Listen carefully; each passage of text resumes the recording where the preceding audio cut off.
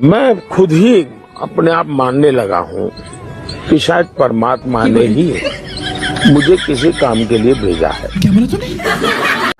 मैं देशवासियों को कहना चाहूंगा कि मैं भी आपके जैसा ही एक सामान्य नागरिक हूँ। कि 16 घंटे तो काम नहीं करते साहब। कृपा करके कोई मुझे अलग न समझो, आप मुझे अपने जैसा ही मान लो।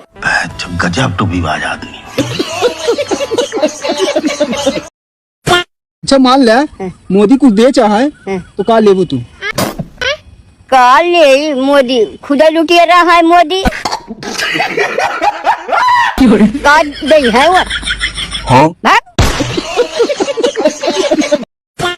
क्या लेके आए हो? मोदी शाह का पापा है। भरा है कि खाली है? भरा हुआ 12 साल हो गए और कितना भरूंगा? फूटेगा।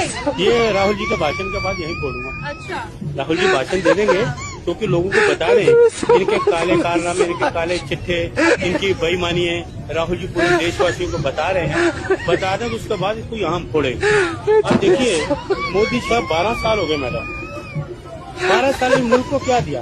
बर्बादी किसको? एक नेता ने मुझे गंदी नाली का कीड़ा कहा। किसने पहचाना इनको? कौन था?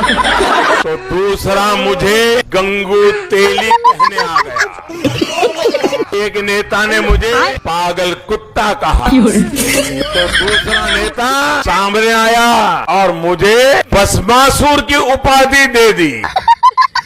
उन्होंने मुझे बंदर और एक मंत्री ने मुझे वायरस कहा। तो दूसरे ने दाऊद इब्राहिम का दर्जा दे दिया। एक नेता ने मुझे हिटलर कहा। अरे कहना क्या चाहते हो? तो दूसरे ने मुझे बदतमीज नालायक बेटा कहा। बड़ी अच्छी बात है। इतना ही नहीं, मुझे रैबी बीमारी से पीड़ित बंदर बोला गया,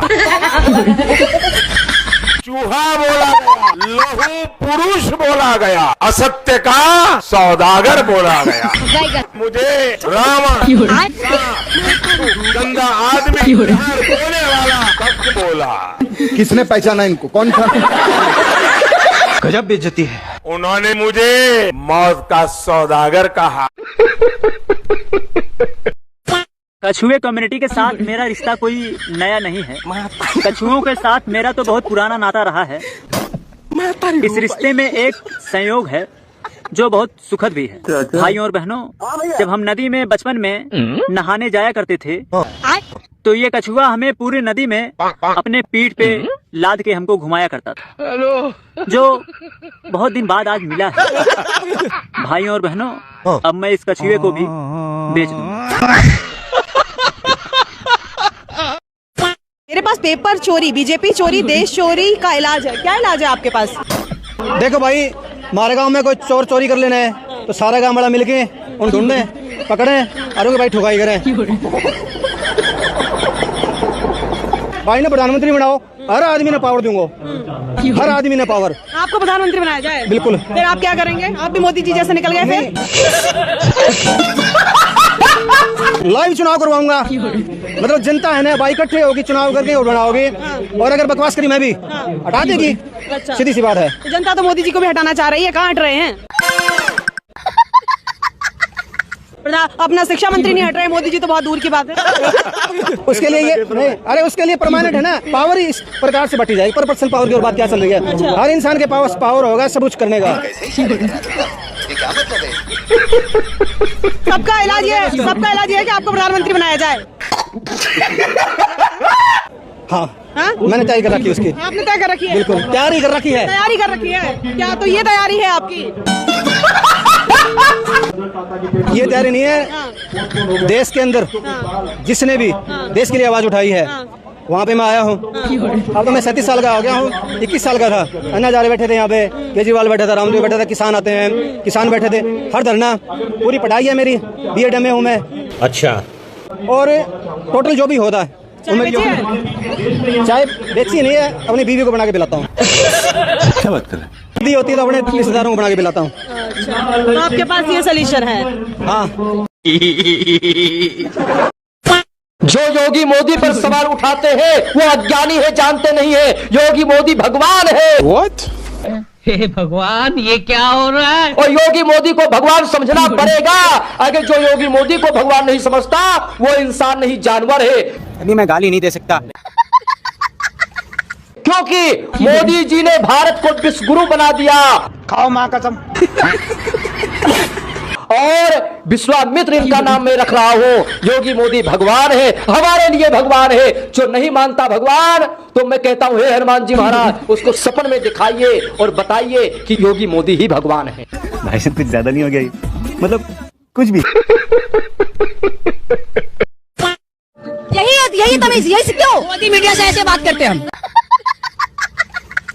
हाँ, मोदी मीडिया से ऐसे बात, गोदी मीडिया करके ऐसी की तैसी। हाँ, तुझे सुन रहा है? हाँ, लिख रहा है। और बोल मस्जिद बात क्यों कर रही है? की बात ही नहीं की, कार की बात करते हो यहाँ पे। मंदिर मस्जिद की बात, कार की बात कर। कितना पढ़ा लिखा है? कितने लोग बेरोजगार है यहाँ पे? हाँ, तो मैं पूछ रही हूँ कितना पढ़ा लिखा है?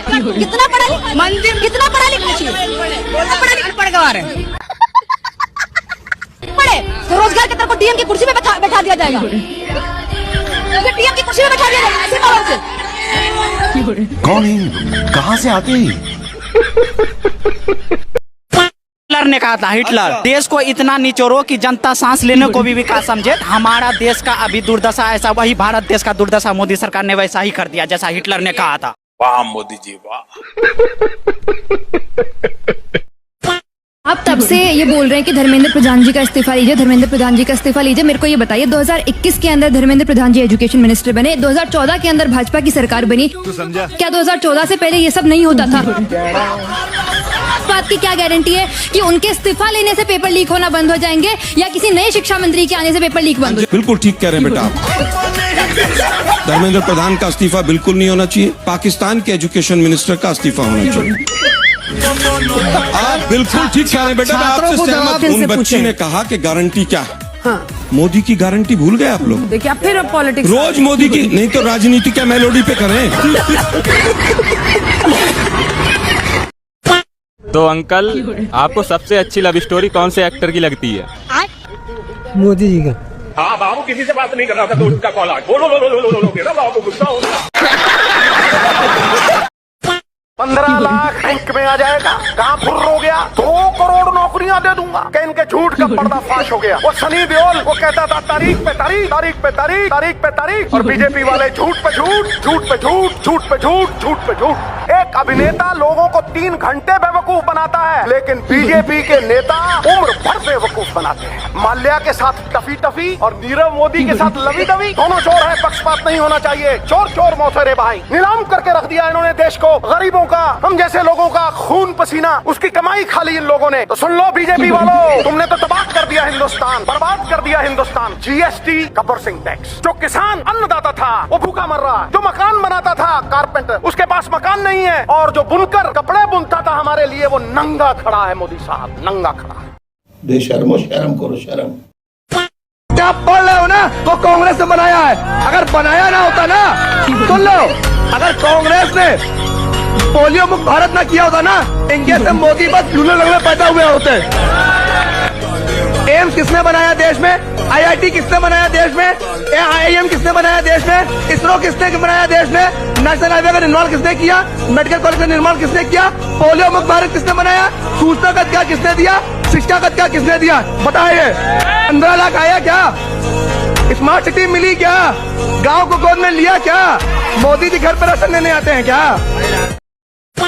जो सरकार अपना चलाया हुआ 2000 का नोट 7 साल नहीं चला सकी, वो हमसे 70 साल का हिसाब मांगती है। कि जो सच और झूठ में दूरी है वो दूरी समझते हैं। सियासी हाकिमों की हम भी मजबूरी समझते हैं। वो अपना हक समझते हैं निवाला छीन लेने को। डकैती को बहुत से लोग मजदूरी समझते हैं। वसुधैव कुटुंबकम का नारा लगाने वाली सरकार इंसानों के घरौंदे उजाड़ कर जश्न मना रही है सभापति महोदय, मेरा बहुत भावुकता के साथ देश के प्रधानमंत्री से सवाल है कि इन उजड़ते हुए मकानों और बेघर होते हुए घरों को देख करके आपको नींद कैसे आती है, आप सो कैसे पाते हैं? मेरा सवाल है इस देश के प्रधानमंत्री से, या तो लोगों के घरौंदे उजाड़ना बंद करिए या फिर करोड़ों मकान बनाने की झूठी घोषणाएं करना बंद करिए। किसी एक दिन अपनी किसी मजदूर की तरह अपनी दिन भर की दिहाड़ी लेकर के बाजार जाइए और अपने बच्चों के लिए राशन खरीदिए, तब पता चलेगा कि महंगाई कम हो रही है या नहीं हो रही है। यहाँ बैठ करके बड़ी बड़ी बातें करना आसान है।